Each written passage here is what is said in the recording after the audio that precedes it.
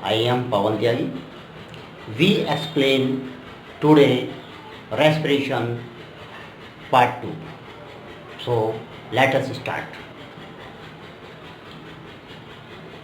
In first video we explain the respiration, and today we explain the respiratory system in the human being. Okay, first of all, the organisms which live on the land is known as the terrestrial organism. Way organism जो जमीन पर रहते हैं, धरातल पर रहते हैं, उन्हें हम terrestrial organism कहते हैं. And the organism which live in water is known as aquatic organism. The aquatic organism breathing faster comparison to the terrestrial. It is most important question. The terrestrial organism get oxygen from atmosphere. The oxygen which present in atmosphere, they are more comparison to the water. जो oxygen atmosphere में पाई जाती है उसकी ratio पानी में पाई जाने वाली oxygen से ज़्यादा होती है. तो so the aquatic organism respire faster comparison to the terrestrial organism. Okay, after that the human respiratory system. You know that human respire through the lungs. Human body के अंदर एक ऑर्गन है is known as the lungs. एक lungs है and a complete respiratory system we have. Okay, first of all the air passes through the nasal cavity, external nasal cavity. It help to exchange of gases, and after that the cavity of nasal cavity or oral cavity. It is above the mouth. ये just mouth से ऊपर की तरफ होती है nasal cavity. And these nasal cavity has fine hair. इसमें fine hair पाए जाते हैं and mucus. Fine hair filter the air and mucus preventing dust particle. तो so we respire through nose always. हमें हमेशा नोज से ही सांस लेनी चाहिए. After that the nasal cavity lead to the pharynx. This portion is known as pharynx. It is the joining part of the digestive tract and the respiratory tract. हम लोग जो सांस हैं वो मुंह से भी ले लेते हैं because of our respiratory tract and our digestive. ये आपका डाइजेस्टिव सिस्टम का है oesophagus.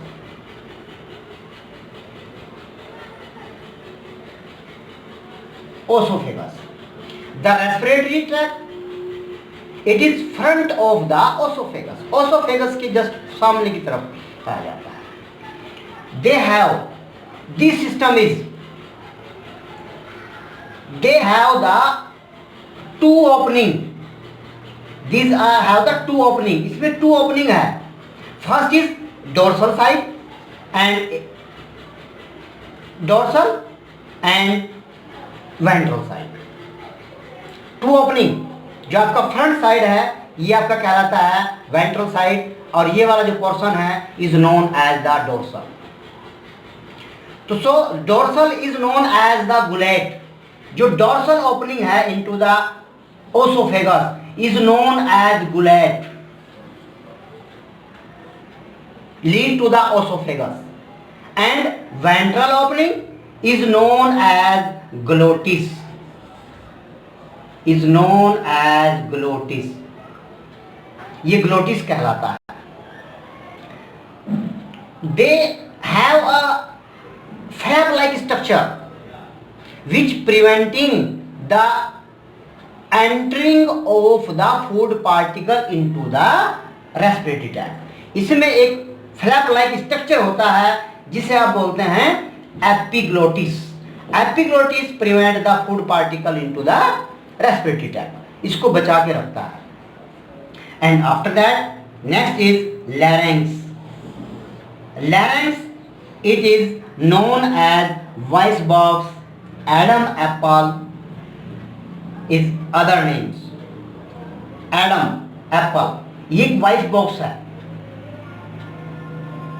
It is has the one pair of vocal cord. These vocal cord produce sound when they are vibrate. जब ये वाइब्रेट होते हैं, जैसे इधर आप नीचे से हवा पास होती है, air pass through it, they produce sound. ये साउंड प्रोड्यूस करते हैं. And larynx lead to the trachea. This part is known as the trachea. Trachea is known as the windpipe. इसको हम windpipe के नाम से भी जानते हैं. They have the C-shape. These the C-shape structure which prevent it collapsing. After that, these trachea divide into the two. This is known as bronchi. ये bronchi कहलाती है. And further is divide into many parts. ये divide हो जाती है बहुत सारे part में. Is known as bronchioles. ये जो बारीक सी जो स्ट्रक्चर है is known as bronchioles. After that these have the many sac like structure और balloon like structure is known as alveolar sac. These alveoli covered by many blood capillaries. यहाँ से ये बहुत सारी ब्लड कैपिलरीज से घिरी हुई रहती हैं. And oxygen enter into it. This structure is known as lungs. These are a pair of lungs. एक pair of lungs हैं. These covered with a pleural membrane and which filled with the pleural fluid. It preventing it any shock. This structure is a respiratory system of human. After that, the mechanism of the breathing. जो breathing है उसकी mechanism में involve two step. First is inhalation and second is exhalation. You know that the material is pass out from higher concentration to the lower concentration. आपने पढ़ा भी है कि जो सब्सटेंसेस हैं they are move from higher concentration to lower concentration. हमारी body के अंदर जो एयर एंटर करती है उसमें प्रेशर का मेन रोल होता है. एक एटमॉस्फेरिक प्रेशर होता है and one is pressure inside our lungs. एक लंग्स के अंदर होता है. वैन जब प्रेशर दोनों में से जहां पर भी ज़्यादा होगा हमेशा ज़्यादा से कम की तरफ मूवमेंट होगा. तो इसी बेस पर जो मैकेनिज्म है ब्रीथिंग की वो डिपेंड करती है. देखिए, first of all during to the inhalation the thoracic cavity is expanded. जो थोरेसिस कैविटी है दे आर एक्सपेंडेड, ये एक्सपेंड हो जाती है. And increase the volume inside the lungs. जो लंग्स है, लंग्स के अंदर का जो वॉल्यूम है ये एक्सपेंडेड हो जाता है, ये फैल जाता है। जैसे वॉल्यूम एक्सपेंडेड होगा, वॉल्यूम इंक्रीज होता है and the pressure is decrease inside the lungs, और अंदर की तरफ जो प्रेशर है वो कम हो जाता है comparison to the atmosphere. When atmosphere pressure is greater than the lungs, the air enter into the lungs. हवा जो है वो लंग्स के अंदर एंटर कर जाती है and the diaphragm is become flatted, और ये डायफ्राम आपका फ्लैटेड हो जाता है just according to the inhalation. During the inhalation the thoracic cavity is return, ये वापस आ जाती है, कॉन्स्ट्रक्टेड हो जाती है थोड़ा।